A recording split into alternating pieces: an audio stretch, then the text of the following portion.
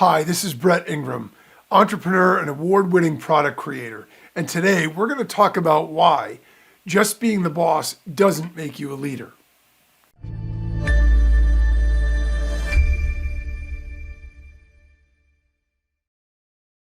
So leadership is sort of an age-old thing. And the question that I want to start with is, what do you think of when you think about a leader? Are there images that come into your mind? Do you start to think about maybe a Winston Churchill or maybe somebody in more contemporary times that you think of in general as positive? You think of a leader as somebody who can inspire you, someone who can motivate you, someone who can make you feel, chills down your spine or make you feel motivated to want to pull together to get something done. Whether it's, something regarding business or, wartime leaders or whatever it is, when we think about leaders in general, the general idea, the general imagery is positive. It's motivating. It's people that we respect and admire. A leader is somebody we look up to, and it's somebody that we, espouse to be like if that's sort of in our DNA. Now, let me switch it a little bit and ask, what do you think about when you think about a boss? Okay, so the imagery for a boss is a little bit different, isn't it? A boss is sort of like somebody that you think giving orders, maybe somebody who's a little bit tyrannical, somebody who doesn't, really have your best interest in mind or doesn't really know how to motivate people. It seems like sort of a lower level. It seems like something that's a little bit less positive, a lot more negative, someone who tells you the stuff that you have to do instead of inspiring you to do the stuff you want to do. So the funny thing is, technically in some regards anyway, those words can be interchangeable.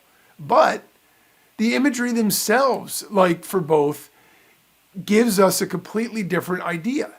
And so the whole image we get in our mind, the whole idea we have, as soon as we hear the word, changes the way that we see people. And obviously it goes a lot deeper than that. So I remember, even as a kid, I was in Boy Scouts as a kid. My whole family was. I have 3 older brothers. They were all in Scouts, so I had no choice. My family was all into it. So I was in Scouts, and as I got to the end of sort of my tenure, and I was one of the older guys in our troop, there was me and a couple of others that had sort of come up together along in the ranks. And so what they decided to do was to give us turns alternating as senior patrol leader. And senior patrol leader is basically like the highest leader of the actual kids. So you're basically in charge of making sure the kids are doing what they're supposed to be doing. So we go on these camping trips. And I'll never forget this because the other guy that would alternate with me was this guy that I had a lot of respect for. I liked him. He was a really good friend of mine. But it was surprising to me because I remember specifically, we went on one particular camping trip. And one of the things we had to do was gather up fire. We were there during the winter. So we needed firewood and we needed it before dark so we'd be able to build a fire and be able to see what we were doing. And so it was his turn for this particular week or month. I forget how they broke it up. And so he looked at all the younger kids and he said, all right, everybody go get 3 pieces of firewood. And he sort of stood over them and told them what to do. And so to his shock, the kids sort of looked at him and just, they weren't really that into it. Now, he was somebody who was an authority figure. I mean, they should have felt like, oh, I have to go do it. So they did. They begrudgingly got up and they started to wander around a little bit. And then maybe 10 minutes later, one kid came back with one stick. They weren't taking it seriously. And he was getting really frustrated. And he came over to me and he said, hey, Brett, can you help me?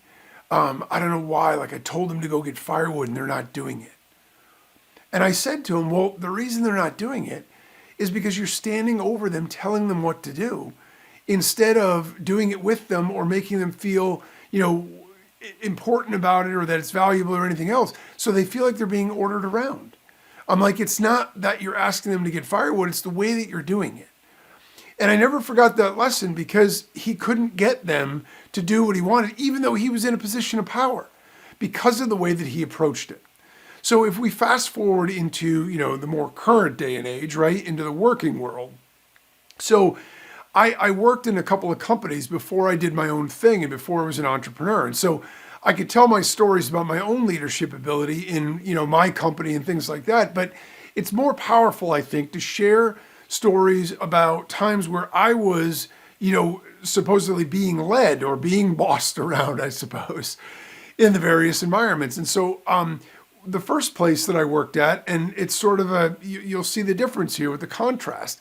The first place I worked at was a tech firm, and they were headquartered out on the West Coast, but I'm on the East Coast of the United States. And so for me, my boss ultimately was 3,000 miles away. And so when I got hired, I was impressed with the whole process, even with the hiring, in terms of the way that it was handled, and the way it was handled specifically by the person who was going to become my boss. And I already had respect for her before I even came in the environment. And so when I got into the environment, one of the things that she had to do was trust me, because I was 3,000 miles away. She could fly out and be in my office. But at the same time, she had to work on the West Coast. So she had to trust that I was going to be able to do what I was going to be able to do. And so we would talk on a weekly basis, and she would ask me how I'm feeling, how I'm doing, what my challenges are, what are the things that I learned this week, what am I excited about. And she'd share with me stuff that we needed to do, and she'd share with me stuff that she thought was coming down the pike, even though it wasn't public information. So she was trusting me, she was confiding in me, and she was setting an example. I saw the way that she worked. I saw the way that she interacted with people. It was positive, but it was high energy. It was motivated. She was inspiring because she worked really hard. She cared a lot about what she was doing. And while I didn't always agree with everything and the way that she handled it, at the same time, she was so confident and she was so secure in who she was, it didn't intimidate her to compliment other people. Or like she would tell me if I did something she thought was really good, I was brand new. She had already been in the company. She was, my boss. And yet, she would tell me things that I did really well. And she'd say, oh, I didn't even think of that. And as somebody in that position, I can tell you that it has a massive impact. It makes you feel so important and valued. But the other thing that it does is it makes you want to raise your own game. I didn't want to let anybody else down at that point. I saw how hard she worked. I saw how dedicated she was. I saw how much she cared about me and wanted me to be successful. And because of that, I wanted to put that extra in. I wanted to go the extra mile. I wanted to do better for everybody else. So I tried to have the same impact on everybody that I came in contact with. And I eventually was promoted there and then promoted again. And I had a large staff is the wrong word. It was a small staff, but I had a large group of people that I was responsible for. And I always tried to treat them the same way because it's what I learned. And it was one of the, earlier jobs in my career, so I didn't have a lot to go on. In fact, my experience with corporate America, my experience with businesses is I never thought I'd work for anybody else because my father had a terrible situation, where he was working at a company for 25 years and his boss was coming down from Philadelphia on his 25th anniversary celebration day to lay him off. And his friends got wind of it, called the guy and said, you can't come today. We're celebrating his 25th anniversary. We're giving him his watch. You're going to need to come next week. So they came the following week and laid him off. Now, this is a guy that always had 5-star reviews. It had nothing to do with anything other than that. He was getting older. He was at a pay grade that they could afford to bring someone else in younger. And it was during the 80s when they had all of that big downsizing where corporations got smart and thought, geez, if we cut the labor force, we can cut the red ink right off the books, make the companies look profitable, and we can skate off with, million, gazillion dollar bonuses. So I actually had a negative perception of working for other people and working for companies. I did not come in with that open a mind, but she was such a positive influence on me that I loved working there and I loved everything about it. And it made me want to do my job better. And so, that was one sort of lesson in leadership or somebody being a boss and somebody having, somebody that you have to report to. And this is somebody, by the way, who was 3,000 miles away. So on a daily basis, I could do whatever I want. There was nobody there to look over me or, to micromanage what I was doing. And it wasn't her style anyway, but the point is, it would have been very easy to flake off, and I never did that because I always felt committed to the company, to the vision, and to my boss. I didn't want to let her down either. So ultimately, unfortunately, we were a tech company, and that was during the dot-com boom. And then when the market crashed, the company ended up ultimately retreating back to Silicon Valley, closing all the East Coast operations, and I ultimately found myself out of a job. So I had to start looking, and I found another job, and it was a job at sort of more of an upstart type place, and I was really excited about it. So I went in there, and the leader there, the boss there, was not really the owner, but he was the managing partner for the particular office. And this particular guy was nice. I mean, he had a really good a really good resume. He had been an agent in this business and in this company. He had worked his way up. So inherently, you would think that you'd get a lot of respect because here's a guy who did it from the ground up. Here's a guy who understands what it takes to be successful, and he's walking the walk. This isn't somebody who was just put into a position.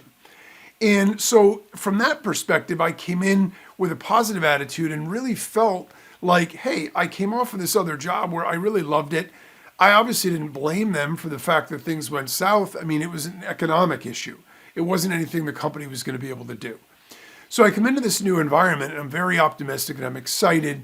And as it turns out, the job I was going to be doing was really helping people. It was helping union members, with insurance and other things. And so I felt really good about it. But as I got in there and I started to realize the way that this guy ran the office, for me, I was 60 miles away from where the office is. Well, probably about 52 miles away from the office. And where I live in the New York suburbs, basically, New York City, the traffic is insane. Okay, so other than maybe the San Francisco, LA, maybe Honolulu, there's not worse traffic in the United States. And so the drive down to get to the office for a Monday morning meeting at 8 a.m. is pretty hard. You could leave at 6, you could leave at 6:30, whatever, but you're still somewhat at the mercy of the traffic. Because it could be anywhere from an hour if there's no traffic at all to 2.5 hours if there's a lot of traffic.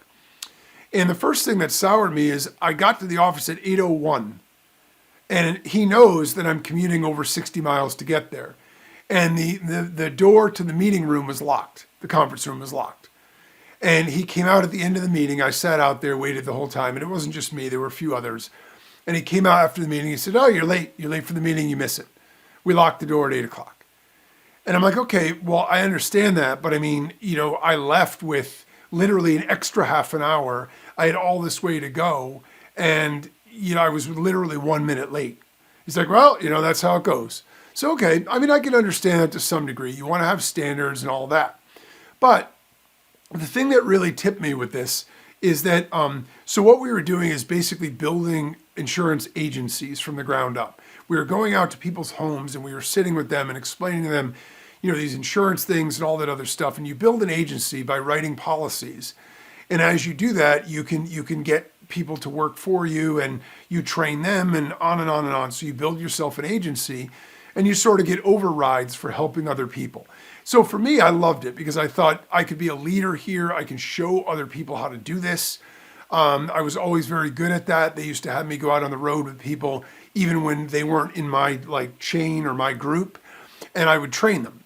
And so I loved the idea of it. But what happened was, what I noticed is anytime anybody had any conflict with the boss, if you even questioned anything he ever said or did, his response was exactly the same every time. "Well, I can just take your agency away from you. You can start over." So basically what you're saying is, if I question anything that you say, you're going to threaten to take away all the work that I've done and give it to somebody else and make me start over. That was his only lever that he knew how to pull, was basic veiled threats about what you're going to lose if you don't just do what he tells you to do. No questioning. No, I mean, he was an ex-military guy, and I think sort of he brought that into the environment a little bit and felt like it was a little bit like the military, but this wasn't that. This was a company, this was a for-profit place, and it was a place where people could work or not. You don't enlist, so you leave if you don't like it. The long story short, that was his whole leadership style, if you want to call it leadership. And I eventually left, as did a lot of other people that, wanted to do good things, but felt like it was too unstable. It was too insecure because this guy could pull the rug out from under you at any day. And the long story short is, several months later, that office actually failed and he was replaced. And again, he's a really good guy. I liked him a lot personally, but he didn't understand how to lead. He didn't understand that when you're in a position like that, you need to lift people up, not tear them down. And so his only lever was threaten people and they'll do what I need them to do. And so you could see that my reaction, and I'm sure you could tell just by the way I'm talking about it, that my reaction and my feelings about the two people from a professional standpoint, I like them both as people quite a bit. But from a professional standpoint, it's a completely different feeling that I had toward one than the other. I would work for my first boss there any day of the week, right? And I would never work for my second boss ever again, no matter what the circumstances were or what the pay was, because that's basically how it goes. So, the way that we lead, right? The way that we lead determines how people see us, and it does determine how people feel about us. So I'm going to share a little cheesy example with you. I was at another company, and I wasn't involved in this, but I overheard it. So we were at a big conference, and this is a big recruiting firm where they do these big conferences. And one of the regional directors, so basically there's regional directors, then there's office directors, and then there's recruiters and salespeople in each office. And that's sort of how it works. So the regional director is giving a talk. And he says at one point, he's talking about the culture of the firm, which he was way off about, but that's another story. And he says, so let me just ask you, this is the way that we treat people here and we build a really great environment. So for my boss, for the CEO, I'd take a bullet for him. And that was his big thing. Like he thought that was his macho thing. Like I'd take a bullet for him. So he said, now most of you probably wouldn't because, you don't know him. But how many out there would take a bullet for me? And so obviously all the office managers, the people that report directly to him, of course they stood up. Oh, okay. And who'd take a bullet for them? And then of course all the salespeople in each of those offices stood up. And the point is it's super cheesy. But the reality of it is, the idea is that if you want to be a great leader, you want people to be willing to go to bat for you. And you want people to want to do things for you, not because they're forced into it. And so really to be a great leader, I think it's important to do 5 things. The first thing is to set the goals, the tone, and the direction, right? If you're the captain of the ship, it's super important that everybody understands what you're trying to accomplish. If everyone's just coming into the office every day and sort of doing whatever, well, that's great, but that's not going to get you anywhere. So you need to set the goals, let everybody know, get everybody's buy-in on this. Let them know what you're doing. Set the tone and direction. So you basically tell them, this is what we're going to accomplish. This is how we're going to do it. This is the way that this is the way things operate. And so that's sort of the verbal structure of it, right? But that's only the first step. People aren't going to just do it because you said it. So set the goals, the tone, and the direction. The second thing to do is to expect the best from people. This is a really fascinating thing psychologically. And they've done experiments with this even with school kids. If you expect people to let you down, a lot of times they will. If you expect people to be able to perform at a higher level than maybe they even think they're capable of, shockingly enough, a lot of times they will. My sons play soccer. And when my younger son was 6 years old, he was playing for a coach who's from Colombia, South America. And this guy grew up, when he was growing up in Colombia, his coach literally had a whip. And he would whip them if they weren't doing what they were supposed to. Needless to say, obviously you can't do that anymore. But this guy is a great coach, and he really understands the technical aspects of the game. So he gets the kids on my son's team to do this drill, and it's this crisscross drill with a ball. And then they add a second ball, then they add a third ball, then they add a fourth ball. By the time they're done, they've got 5 balls going, and they're doing this crazy drill, and they're like 6 or 7 years old. And he casually steps back over to me, and he turns his head and he goes, "We do this with the 18-year-olds." It's a drill that they do with 18-year-old kids, but because they just expected the kids to do it and showed them what to do, the kids didn't know any better. If they told them in the start, "We're going to try this drill. Now, just so you know, normally it's 18-year-olds who do this," well, chances are they would have struggled with it. But because he just expected them to do it, they did it. So expect the best from people, and you'll get a lot more out of them, and they'll feel better about the way you feel about them too. The third thing is give people what they need to succeed. Give people what they need to succeed. Sometimes it's tools. Sometimes it's information. Sometimes it's attention. Sometimes it's just answering questions. But be available to give people what they need to succeed. Ask them, what do you need to be successful? What do you need to take this to another level?